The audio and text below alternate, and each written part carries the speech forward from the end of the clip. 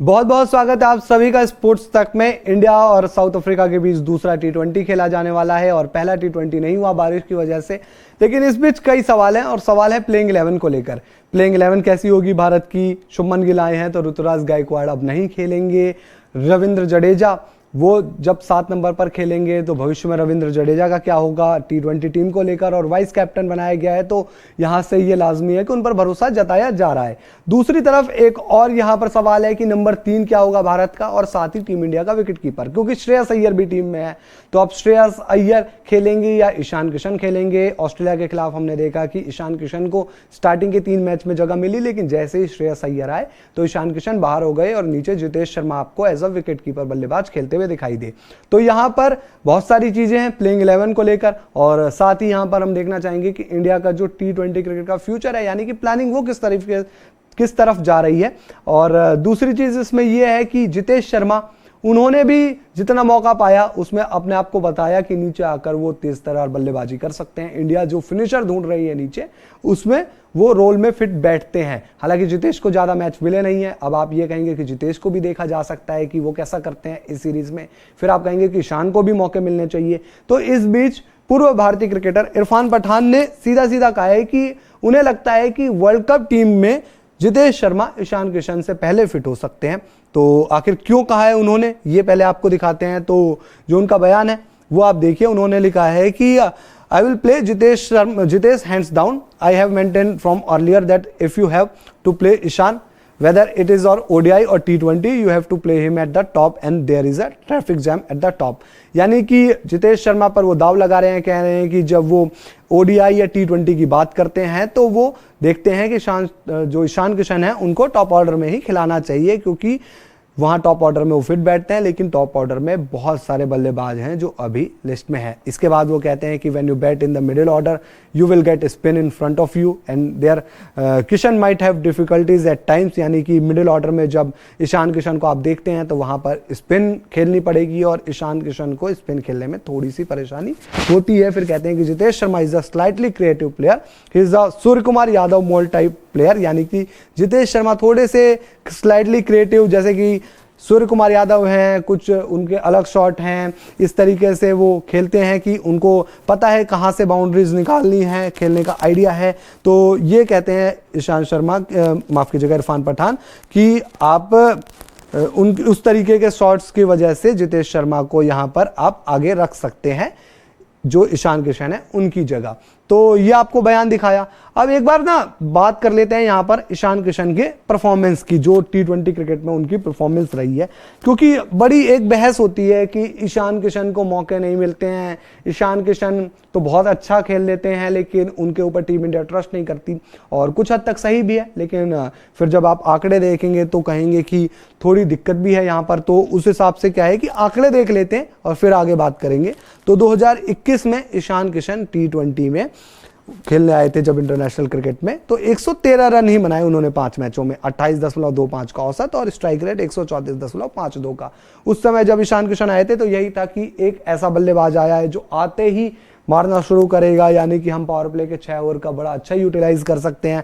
और हमने world cup में देखा किस तरीके से न्यूजीलैंड के खिलाफ ईशान किशन को ऊपर ओपन करने के लिए भेज दिया गया था, तो दाव उल्टा भी पड़ा वहां से। 2022 की बात करें तो ज्यादा टी20 खेले। 2022 में ईशान किशन ने 16 मैच में 476 रन बनाए, 29.75 की औसत थी, स्ट्राइक रेट 127.96 की। 2023 में 11 मैच में 207 रन बनाए ईशान किशन ने, 18.82 की औसत और 112.50 का स्ट्राइक रेट। तो अब चीज यहां पर यह है कि ईशान किशन ने इस साल ज्यादा मैच नहीं खेले हैं पिछले साल के मुताबिक। पिछले साल 16 खेले थे, इस साल 11 खेले हैं। हालांकि बहुत ज्यादा भी अंतर नहीं कहेंगे कि खेलने को ही नहीं मिला, पर एवरेज जब आप देखोगे तो वो तकरीबन 19 का 18.82 का है इनका, 18.82 का, और 207 रन ही है। अब इसमें जो इन्होंने ऑस्ट्रेलिया के खिलाफ अपनी जो पिछली 3 पारियां खेली है उसमें 2 हाफ सेंचुरी है। तीसरी पारी में आई थिंक ये 0 पर आउट हो गए थे।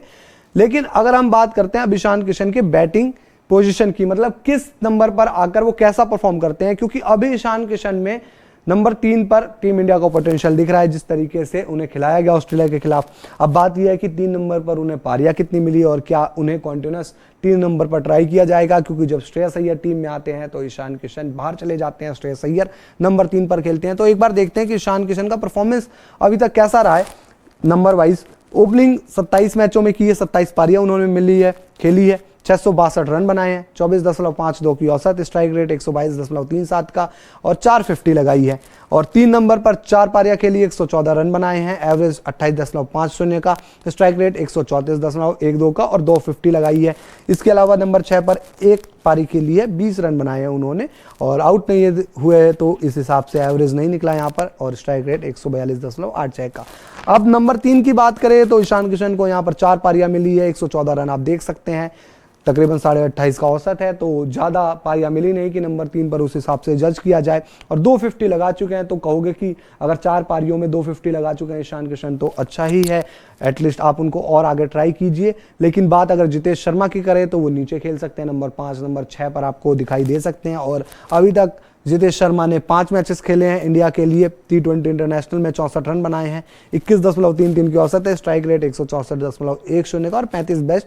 इसमें 3 मैच इनके एशियन गेम्स के हैं जब ये गए थे टीम इंडिया के साथ। तो अगर आप देखें पिछली सीरीज में ऑस्ट्रेलिया के खिलाफ इन्हें 2 मैच मिले। और बात यहाँ पर आ जाती है स्ट्राइक रेट की ज़्यादा, क्योंकि एवरेज और रन्स के वाइज आप जज करेंगे तो कहेंगे कि रन्स तो कुछ भी नहीं है, बात है इम्पैक्ट की। जिस जगह पर आकर इन्होंने जो परफॉर्मेंस दी, 165 के करीब का इनका स्ट्राइक रेट है, तो ये मैटर करता है नीचे अगर आप तेजी से रन बना रहे हैं या नहीं बना पा रहे हैं, किस तरह के शॉट्स खेल रहे हैं।